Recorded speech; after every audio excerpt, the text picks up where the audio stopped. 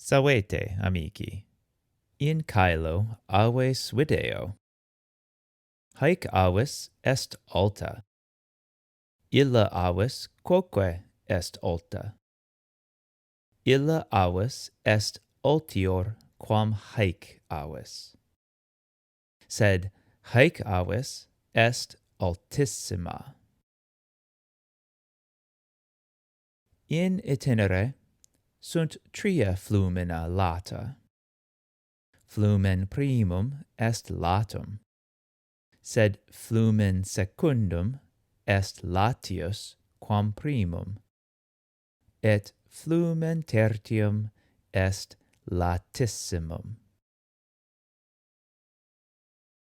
Cicero est optimus patronus omnium. Hortensius est patronus maior quam alii patroni, sed est patronus peior quam Cicero. Romani Martem Deum potentem colunt. Romani quoque colunt Ioem, patrum maximum Deorum. Jupiter est potentior quam Mars, habet vim maiorem quam Mars. Jupiter est potentissimus Deorum, est Deus maxime potens.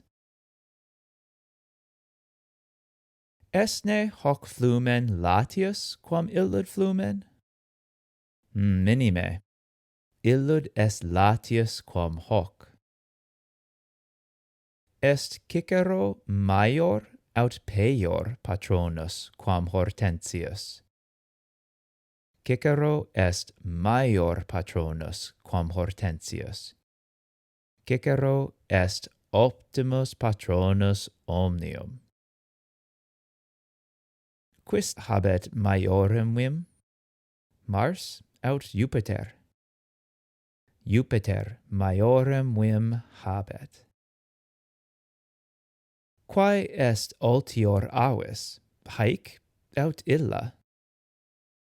Haec avis est altior. Euge, hic est finis. Gratias maximas vobis do. Libenter vos mox videbo.